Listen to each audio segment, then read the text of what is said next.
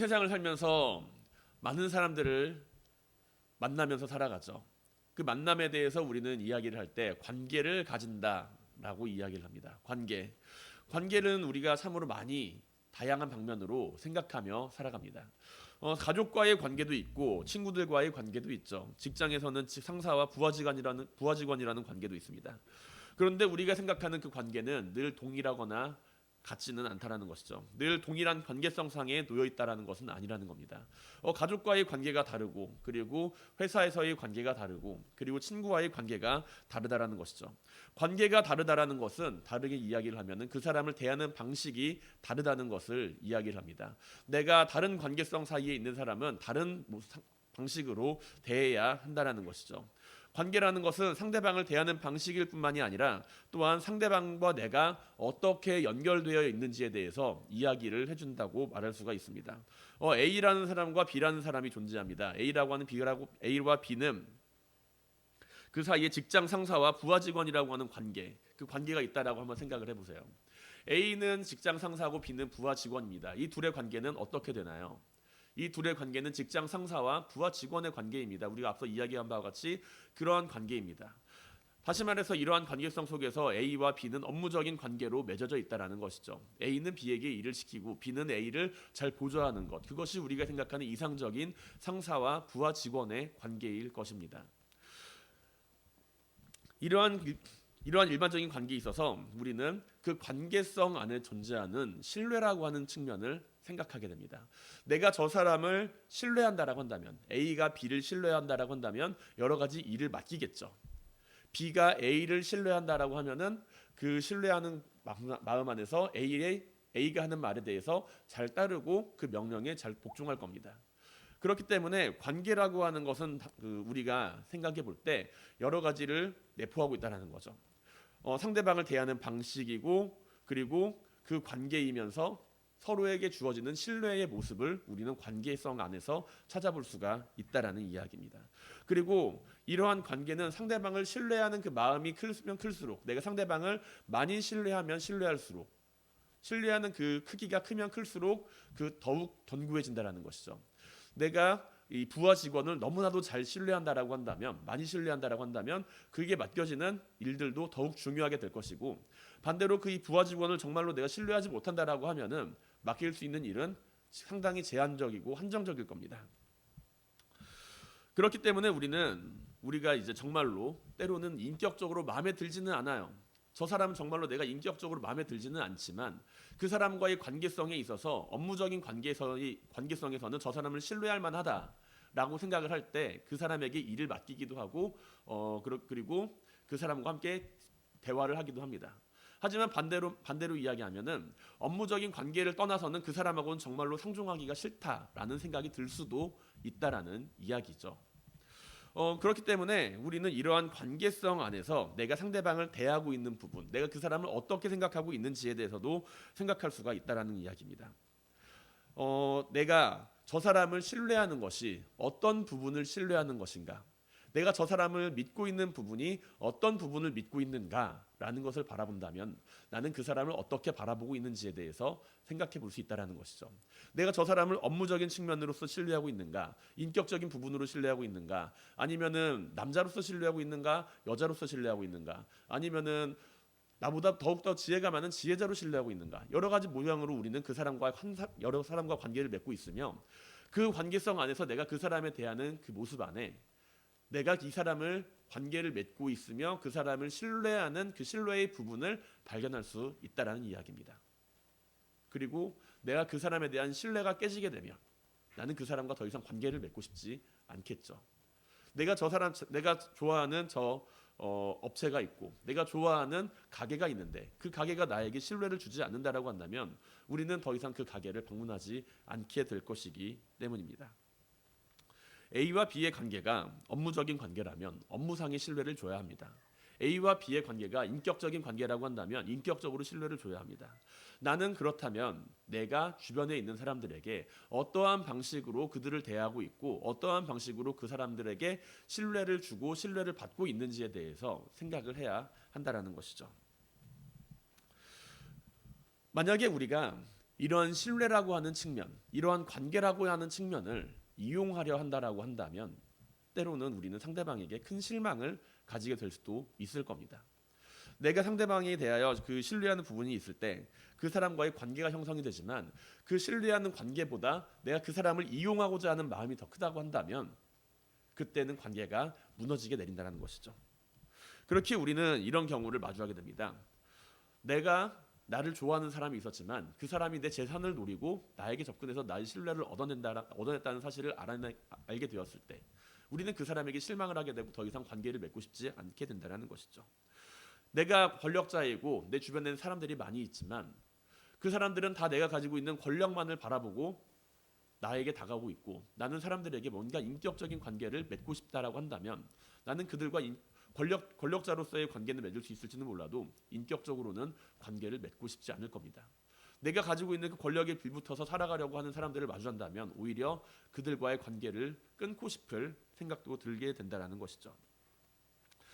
나를 존경하는 사람으로 여기고 나 역시 그를 존중해 주었지만 내가 가진 힘에 빌붙어 사람들 앞에서 거들먹거리는 사람들을 마주하게 되면 우리는 그다지 그런 사람을 가까이 하고 싶어 하지는 않을 겁니다. 오늘 본문을 바라보게 되면 우리는 한 무리를 마주하게 됩니다. 바로 바리새인과 대제사장과 바리새인이라고 하는 하나의 무리를 마주하게 된다는 것이죠. 이들은 주님과 그다지 좋은 관계를 맺고 있는 사람들은 아니었습니다. 우리가 익히 알고 있는 바와 같이 성경에서 종종 등장하며 우리가 알고 있는 것처럼 주님을 죽이기 위해 모의하고 주님을 함정에 빠뜨리기 위해 노력하는 이들이라는 것이죠. 그렇게 모의를 하는 자들이었습니다. 그리고 한편으로는 율법을 매우 중요하게 여기면서 시시콜콜 주님 앞에서 율법이 이러쿵저러쿵 하면서 따지고 드는 그러한 모습을 우리는 성경 안에서 발견할 수가 있습니다. 오늘 본문은 주님께서 명절 앞에서 명절이 끝날 때 사람들 앞에서 말씀을 하시고 그 말씀에 대한 결과에 대해서 받아들이는 대제사장들과 바리새인들의 모습을 마주하게 됩니다. 유대 종교 지도자인 이들의 모습을 마지막으로 요한복음 7장의 내용은 정리가 된다라는 것이죠. 많은 사람들이 모인 명절에 주님께서 여러 가지 이야기를 전하셨고 사람들이 주님에 대해서 여러 가지 다양한 이야기들을 꺼냅니다. 어떤 사람들은 주님을 믿고자 하는 사람들도 있었고 어떤 사람들은 선생님으로 여기는 사람들도 있었습니다. 하지만 무엇이 되었든지 이 바리새인들과 대제사장들, 유대 종교 지도자들은 이 모습이 마음에 들지를 않았습니다. 그래서 사람을 보내서 주님을 잡고자 합니다. 대제사장들이 이러한 소란스러움 가운데 자신들의 수하를 보내서 주님을 잡고자 했지만 이들은 주님을 잡을 수가 없었죠. 왜냐하면 그들이 주님께 다가가서 그 말씀을 듣게 되었을 때 그들은 주님의 말씀이 틀린 것이 없다라고 생각했기 때문입니다. 대제사장들은 개인적인 사병이나 아니면은 개인적인 그 병력을 보유할 수가 없는 위치에 있는 사람들입니다. 로마 시대 안에서 그 개인적인 병력이나 그 군사력을 보유하고 있는 것은 허용되지 않는 일이었기 때문이라는 것이죠. 그리고 유대인 종교 지도자들은 당시에 여러 가지 사람들을 판결할 수 있는 권리를 가지고 있지는 않았습니다. 그렇기 때문에 주님께서 십자가에 달려 돌아가실 때 그때 대제사장들은 번거롭게도 자신들이 주님을 직접 죽일 수 있는 권한이 없기 때문에 빌라도 총독 앞으로 끌고 가서 주님의 사형 선고를 받아내는 그런 모습을 우리는 성경 안에서도 발견할 수가 있다는 것이죠. 그러나 어찌됐든 이들은 주님을 잡고자 했습니다. 하지만 사람을 보내서 주님을 잡고자 하였을지라도 그들은 실질적인 판결에 대한 내용은 가질 수가 없었습니다. 그런데 심지어 자신들이 보낸 사람들이 주님을 잡아오지조차 못했습니다. 그렇다면 어땠을까요? 기분이 어땠을 거라고 생각을 합니까? 화가 났겠죠. 분노가 차올랐겠죠. 주님께서 하시는 말씀을 듣고서 그들이 아무런 흠도 찾지를 못했습니다 라고 하는 그 말을 듣게 되었을 때 그들을 향하여서 무척 분노하며 화를 냅니다. 대제사장들과 바리새인들에게 그 사람이 말한 것처럼 말한 사람 이때까지 없었나이다 하는 그 말을 듣고서 이들은 자신들의 수하들을 향하여서 너희도 미혹되었느냐? 당국자들이나 바리새인 중에서 그를 믿는 자가 있느냐? 율법을 알지 못하는 이 무리는 저주를 받은 자로다. 이렇게 이야기를 하면서 그들을 책망하고 있습니다. 성경 안에서는 짧은 문장으로 설명이 되어 있지만 이들의 분노가 얼마나 컸을지에 대해서는 우리가 쉽게 상상을 해볼 수가 있다는 것이죠. 나랑 친하게 지내던 친구가 내가 정말로 싫어하는 친구에 대한 이야기를 하면서 칭찬하고 한다면 우리는 그 마음이 결코 고운 마음으로 그 이야기를 듣지는 못할 것이기 때문입니다. 그리고 이러한 모습 안에서 우리는 대제사장들과 바리새인들, 그 당시의 유대 종교 지도자들이 가지고 있는 관계성에 대해서 생각을 해볼 수가 있다라는 것이죠. 대제사장 무리들이 가지고 있는 기본적인 관점은 율법처럼 보입니다. 이들이 가지고 있는 가치 판단의 기준은 율법이고 그 율법에 따라서 이들은 생각하고 판단하는 것처럼 우리는 알고 있습니다. 그러나 실제적으로 그 모습을 바라보게 되면 그들은 자기 자신이 지니고 있는 권위에 기대어서 타인을 정죄하고 판단하는 것을 볼 수 있다라는 것이죠. 자신들은 율법을 잘 지키고 성실하게 하나님께 11조도 드리고 헌금 생활도 열심히 하며 사람들 앞에서 잘 나타나고 하나님의 말씀을 잘 지키고 생활하고 있으니 자신들은 하나님 앞에서 그 기준에 맞다, 나는 율법을 잘 지키는 사람으로서 그 기준에 부합하다라고 판단한다는 이야기입니다. 자신들은 율법을 잘 지키고 성실하게 생활을 하니 결국에는 자신들의 뜻대로 움직이지 않는 이들, 자신들과는 다르게 살아가는 그 사람들은 결국에는 율법을 어긴 사람들이 된다라는 이야기죠.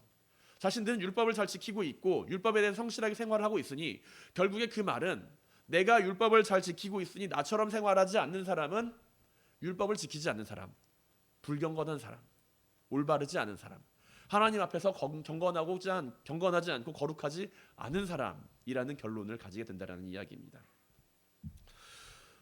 이들은 그렇게 자신들의 뜻대로 움직이지 않는 이들에 대하여 틀린 것으로 여기게 되고 그들을 정죄합니다.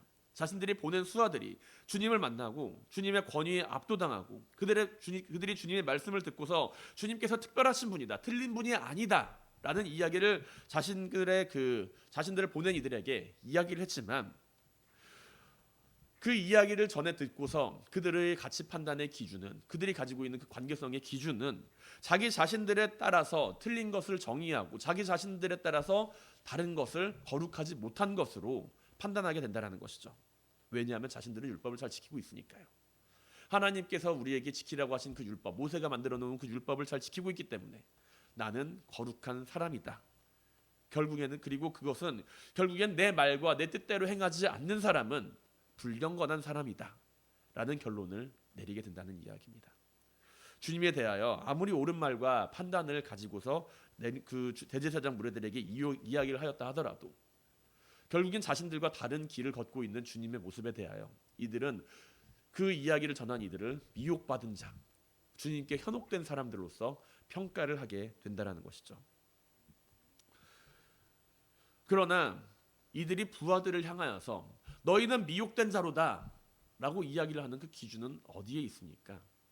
이들은 스스로가 자신들이 그 가치의 기준임을 적나라하게 이야기를 하고 있습니다. 오늘 성경 본문을 바라보게 되면 이들은 자신들이 보낸 사람들에 대하여 너희는 미혹된 자로다 라고 이야기를 하며 어떠한 성경적인 근거나 말씀을 통하여서 그들을 향하여서 이야기를 하는 것이 아니라 당국자들이나 아니면은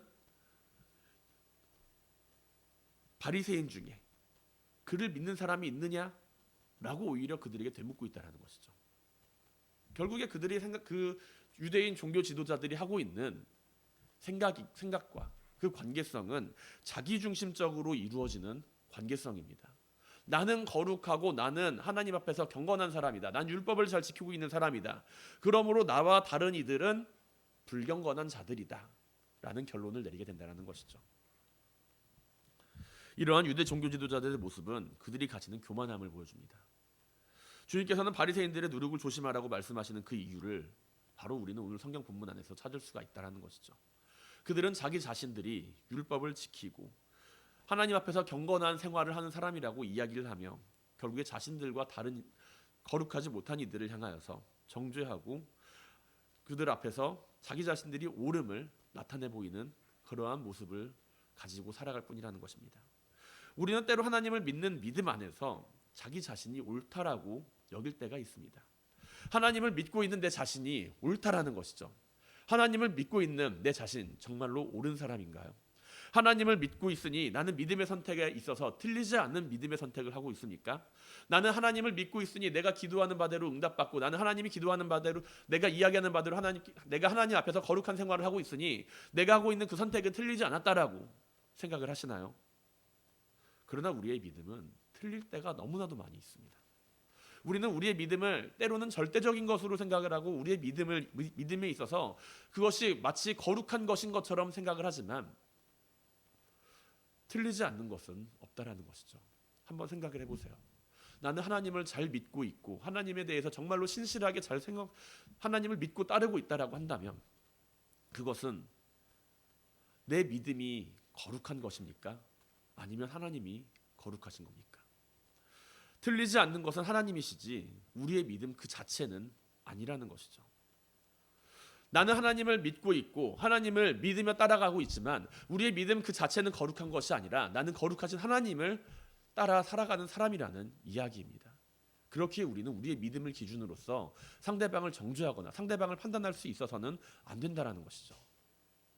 하나님을 믿는 믿음이란 내 자신의 믿음에 대한 정의로움을 말하는 것이 아니라 하나님이 정의로우시다라는 것을 고백하는 이야기입니다. 믿음으로 살아간다는 것은 틀리지 않는 삶을 의미하는 것이 아니라 구원받은 삶을 의미하는 것이고요. 그러나 우리는 우리의 믿음 자체를 거룩하게 바라보고 생각합니다. 나는 믿음을 가진 사람이니 거룩한 사람이야 라는 것이죠. 이 믿음에 대해서 우리는 오늘 본문에 등장하는 바리새인들을 바라보아야 할 필요가 있습니다. 그들도 믿음을 가지고 있었습니다. 하나님을 향한 믿음을 가지고 있었어요. 그들도 하나님을 믿지 않는 것이 아니라 하나님을 믿고 있었습니다. 하지만 그들은 자기 자신의 믿음에 취해 있었던 이들이죠. 우리는 믿음이라고 하는 이야기하는 그 이름하에 자신이 알고 있고 자신이 행동하는 것을 때로는 정당화합니다. 믿음으로써 내가 믿음으로써 행동하니 나의 행동은 정당해. 내가 믿음으로써 내가 이 선택을 했으니 나의 선택은 거룩해 라고 생각을 한다는 것이죠. 하지만 우리의 믿음이 우리를 거룩하게 만드는 것이 아니라 우리가 믿고 있는 하나님이 우리를 의롭다라고 여기시고 계시는 것입니다. 우리는 때로 이야기를 하죠. 누군가의 관계를 통해서 그 사람의 권력에 빌부는 사람은 치사한 사람이라고요. 나이가 누구 친구인데 라고 이야기를 하면서 상대방을 향하여 거들먹거리는 사람들, 우리는 그 사람들을 바라보면서 어떠한 생각을 가지나요?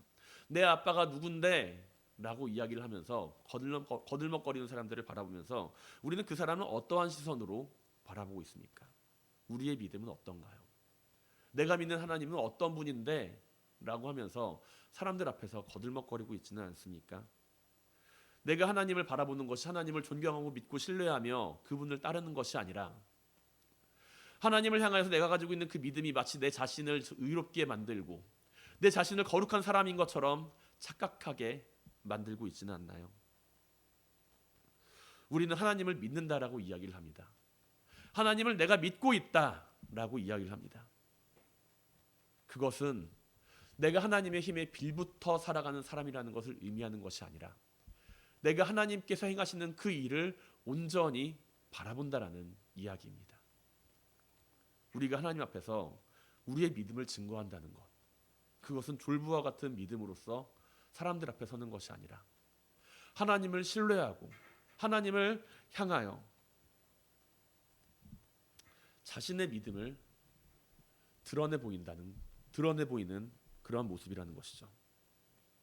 하나님의 이름을 빌려서 내 자신이 의로운 사람이 되는 것이 아니라 내가 살아가고 있는 그 삶 가운데 하나님을 믿고 신뢰하며 사람들이 나에게 영광을 돌리는 것이 아니라 하나님께 영광을 돌리는 삶을 살아가게 하는 것, 그것이 믿음 아닐까요? 우리는 내가 누구인데 라는 식의 믿음이 아니라 내가 가진 삶의 모습으로 사람들을 감동시키며 나를 이렇게 변화시킨 사람이 누구인데 라는 모습으로 우리의 친구 되신 주님을 소개할 수 있어야 할 것입니다. 사랑하는 성도 여러분, 우리의 믿음에 스스로가 속게되지 않기를 바랍니다. 나는 하나님과 어떠한 관계를 가지고 있나요? 하나님의 무엇을 믿는다고 이야기를 하고 있습니까? 우리가 바라보아야 할 것은 내가 가지고 있는 믿음의 정당성이 아니라 하나님과의 관계성입니다. 내가 믿음 안에서 하나님과 어떠한 관계성을 가지고 있느냐라는 것이죠. 그렇게 하나님을 믿고 있는다라고 이야기를 하면서도 내 자신이 가지고 있는 그 믿음에 대한 정당성의 근거를 하나님으로 두고 있는 것은 아닌지 우리는 생각해 보아야 합니다. 우리가 하나님을 믿고 있으니 내 자신이 정의롭고 의로운 것이 아니라 우리가 하나님은 정의롭고 의로우시다는 사실을 알고 그것을 믿고 따라가는 가운데 하나님께서는 우리를 의롭다, 칭함을 의로운 사람으로 칭하신다는 이야기죠. 그 두 가지에는 분명히 차이가 있습니다. 내가 하나님의 이름을 이용하는 사람인가? 내 믿음을 위하여 하나님의 이름을 이용하고 있는 사람인가? 아니면 내가 믿음 안에서 하나님을 따라가고 있는 사람인가? 그것을 잘 구별해야 한다는 이야기입니다. 우리의 믿음이 유대 종교 지도자들과 같은 믿음이 되지 않기를 바랍니다. 하나님을 믿는다 말하면서도 자신들의 종교적인 행위와 믿음에 대해서 정당성을 부여하는 것이 아니라 하나님과의 관계성을 바라보며 우리의 삶 가운데 살아가신 하나님을 증거하는 모든 성도님들이 되시기를 주님의 이름으로 간절히 축원드립니다. 그렇다면 우리는 하나님을 믿으며 어떻게 살아가야 할까요? 내가 하나님과 올바른 관계성을 가지고 하나님을 온전히 믿으며 살아간다. 내가 하나님을 믿으면서 하나님께 행하시는 그 일을 바라보며 살아간다.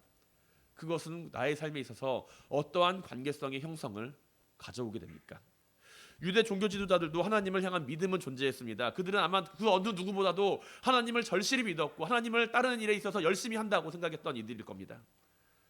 우리가 유대 종교 지도자처럼 그런 믿음 생활을 하라고 한다면 우리는 아마 한 달도 되지 못해서 두 손 두 발을 다 들게 될 거예요. 그러나 그들이 하나님을 믿는다라고 하는 그 모습 안에서 그들은 그 누구보다도 열심히 하나님을 믿고 있는 자신의 의로움을 사람들 앞에 드러내기를 원했고 그 안에서 사람들과의 관계성을 이루며 살아갑니다. 주님께서는 이 땅 위에 오셔서 사람들에게 복음을 전해주시고 십자가에 달려 죽으시고 부활을 승천하신 이후에 주님을 믿는 사람들이 등장을 했지만 초대교회의 그 믿음이 시간이 흐를수록 우리는 예전과 같지 않다라는 것을 역사 속에서 발견할 수가 있다는 것이죠. 그토록 주님께서는 유대 종교 지도자들의 누룩을 조심해라. 그들이 가지고 있는 형식적인 종교 생활과 커리어식적인 믿음 생활을 조심해라. 그들이 믿고 있는 것은 하나님이 아니라 그들 자신이다라고 하는 그 이야기를 끊임없이 이야기를 하셨지만 사람들이 주님께서 이 땅에 오셔서 주님을 믿고 따라가는 가운데 그 믿음의 모습이 점점 사람들이 주님을 믿고 따르며 살아가는 순수한 관계성을 파괴하고 다르게 변질되어가는 모습을 우리는 마주할 때가 있습니다. 시간이 흐를수록 믿음은 다시금 권위와 권력에 휩싸이게 된다는 것이죠. 중세시대 로마 카톨릭 교회는 이 모습을 가장 잘 대변해 줍니다.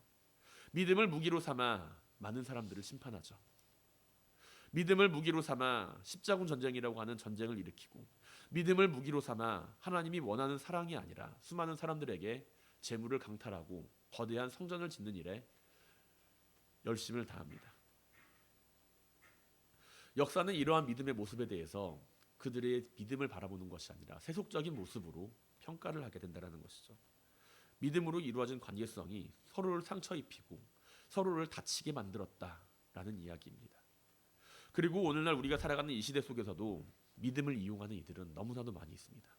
하나님을 믿고 살아가는 이들을 이용하고 그들과 관계를 맺고 그들을 괴롭게 하고 소유를 갈취하는 잘못된 종교적인 모습들이 존재하는 것이 부정할 수 없는 사실입니다. 이러한 어지럽고 혼란스러운 세상 가운데 우리는 하나님이 원하시는 관계성, 하나님과의 관계성뿐만이 아니라 하나님이 원하시는 이웃과의 관계성을 우리는 함께 생각해 보아야 한다는 것이죠. 주님께서는 어떠한 관계성을 가지고서 사람들을 대하셨나요? 하나님의 독생자로 이 세상에 오셨지만 주님께서는 늘 하나님과의 관계를 생각하며 하나님께 영광을 돌리는 삶을 살아가셨습니다. 특정한 단체나 기구들이 자신의 권위를 통하여서 주님을 핍박하고 괴롭게 할 때도 있었지만 그러나 그러한 세력 가운데 주님께서는 하나님과의 관계를 잃지 않고 살아가셨습니다. 그뿐만이 아니라 주님께서는 하나님의 말씀을 두고서 많은 사람들에게 복음을 전하였고 그 복음을 전하는 대상은 하나님을 잃어버린 이들, 하나님을 세상 사람들에게 죄인이라고 칭함을 받는 병자들, 가난한 이들, 고아들, 과부들, 그 시대의 어려운 이들과 함께 했다라는 이야기죠. 주님께서는 성경과 말씀을 도구로 삼아서 다른 사람을 정죄하거나 심판하거나 판단하시는 것이 아니라 그 말씀을 올바르게 사람들에게 전하는 것을 나타내 보여주셨고 자신들을 찾아온 사람들을 향하여서 자신이 영광을 받는 것이 아니라 하나님이 영광을 받으시도록 살아가셨습니다. 바리새인들을 향하여서 그들이 저짓되고 외식하는 그 믿음을 정죄하시기 이전에 하나님을 믿으며 살아가는 그 삶이 무엇인지를 몸소 실천으로 나타내 보여주셨다라는 것이죠. 주님의 관계성은 그 이웃들을 향하여서 하나님의 사랑을 전하고 말씀을 전하는 관계성이었습니다. 바리새인들은 그러나 어떠한 관계성을 보여주나요? 자신들과 다른 이들을 향하여서 그들은 정죄합니다. 미혹받은 자라고 이야기를 합니다. 그 사람들을 향하여서 저주하는 입술을 서슴지 않고 버립니다. 주님과 함께한 이들은 그러나 그 안에서 서로가 사랑의 관계를 회복하고 주님 안에서 이루어지는 하나님의 나라를 함께 경험하며 살아갑니다. 이것은 어떻게 나타나는 관계성입니까? 그들이 미련하였기 때문에, 그들이 가진 것이 없었기 때문에, 주님께서 그들의 병을 고쳐주셨기 때문에, 주님께서 그들을 먹이셨기 때문에, 기적을 행하셨기 때문에 나타나는 관계성이었나요? 만약에 그랬다면 그들은 주님을 떠나 살아야만 했을 것이고, 주님께서 십자가에 달려서 돌아가신 이후에 주님을 따르는 이들은 없어야만 했을 것입니다. 그러나 주님께서 나타내 보여주신 그 관계성은 하나님의 사랑을 나타내 보이는 관계성이었으며, 이웃들을 향하여서 독선적으로 행하는 것이 아니라 그들을 이해하고 존중하며 그들의 마음을 어루만지는 관계성이었다라는 것이죠.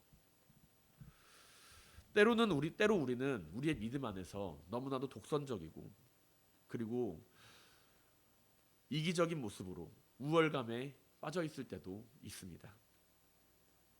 우리의 이웃들을 향하여서 때로는 생각하고 판단하기를, 저 사람은 하나님을 믿지 않아서 그래, 저 사람은 하나님을 믿지 않아서 저렇게 되는 거야 라고 이야기를 할 때도 많이 있다는 것이죠.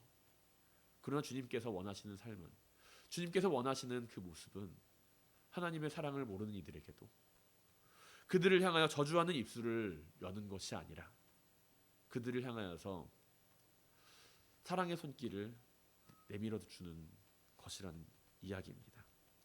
우리가 가지고 있는 교만함으로 타인을 정죄하거나 평가하는 것이 아니라 주님께서 보여주신 그 사랑의 모습으로 그들을 이끌어가는 삶을 주님께서는 원하신다는 것이죠. 유대 지도자들은 똑똑했습니다. 많은 것을 알았습니다. 그들은 성경적인 지식과 하나님을 향한 믿음을 가지고 있었지만 그 가운데 있어서 자신들과 다른 사람을 자신들의 지식과 교만함으로 꾸짖고 미련한 자라고 이야기를 하고 탓하고 저주합니다. 일반 백성들은 무식하기 때문에, 바른 성경 지식을 가지고 못하고 있기 때문에, 경건한 삶을 살아가고 있지 못하고 있기 때문에 저 예수라고 하는 인물에 미혹되어 살아간다. 그들은 저주받아 마땅한 자들이다. 그렇게 이야기를 한다는 것이죠. 그러나 주님께서는 무지한 자들을 향하여서, 자신을 실망시킨 이들을 향하여서, 자신을 배신한 이들을 향하여서, 다시금 돌아온 이들을 향하여서 그들을 향하여서 저주하지도 않으셨고 그들을 책망하지도 않으셨습니다. 도리어 그들에게 다시금 손을 내미셨고 그들에게 다시금 하나님의 말씀을 가르치셨습니다. 우리는 어떠한 관계성을 가지고 이 세상을 살아가야 할까요? 내가 믿음을 가진 사람이니 그 믿음 안에서 나는 하나님 앞에서 거룩한 사람이다 라고 하는 그러한 마음으로서 이웃들을 향하여서 그들은 어리석은 사람이야, 그런 생각을 가지고서 살아가야 합니까? 아니면 하나님께서 나를 사랑하시고 하나님께서 나를 위하여서 예수 그리스도를 이 땅 위에 보내주신 것처럼, 그리고 또한 주님께서는 하나님의 사랑을 나타내 보이시면서 세상 가운데 죄인이라 칭함을 받고 세상 가운데 소외된 이들을 향하여서 손을 내미셨던 것처럼 사랑의 삶을 나타내 보이면서 살아가야 할까요? 하나님을 믿으며 살아가는 삶에서 나타나는 관계성은 타인을 정죄하고 타인을 부정하고 타인을 심판하는 관계성이 아니라 그들과 함께 살아가며 그들과 함께 어울리며 그들에게 하나님의 사랑을 전하는 관계성입니다.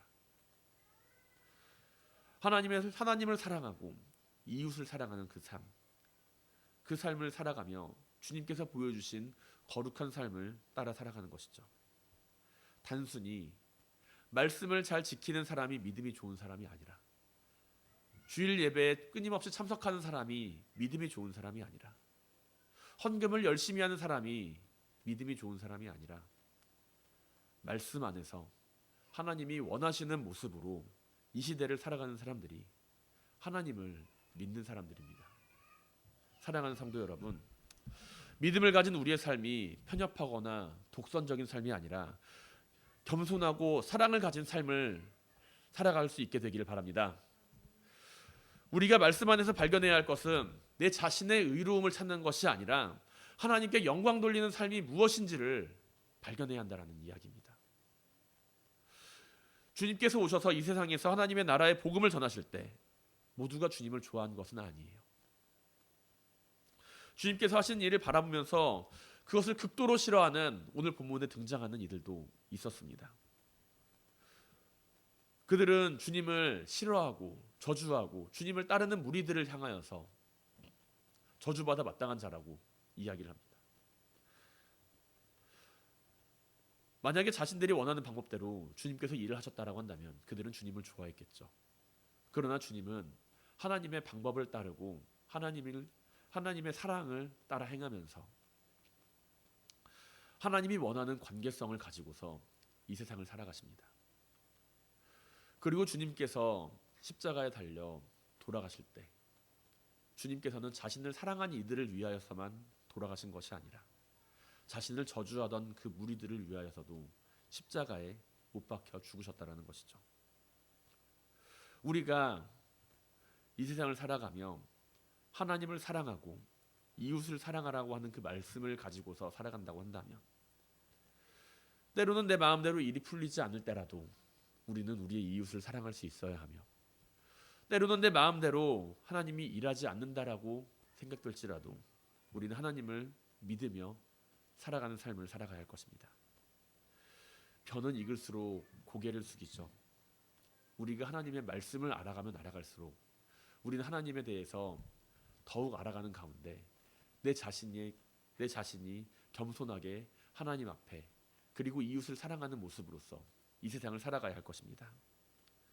하나님을 믿는 우리의 믿음이 더욱 자라날 수 있길 바랍니다. 하나님을 믿는 그 믿음이 단순히 내가 하나님을 믿고 있다라고 하는 그 모습으로서 내 자신의 의로움을 바라보는 것이 아니라 내 삶을 바라보는 믿음이 되고 하나님을 믿고 있다 말하고 하는 내 삶이 하나님이 원하시는 그 삶, 우리의 이웃들을 향하여서 주님의 사랑을 전하는 가운데 겸손하고 사랑이 넘치는 삶을 살아가게 될 수 있길 바랍니다. 말씀을 깨달아 먼저 알게 된 자들로서 하나님이 원하시는 거룩한 삶을 먼저 실천하며 살아가게 되는 모든 성도님들이 되시기를 주님의 이름으로 간절히 축원드립니다.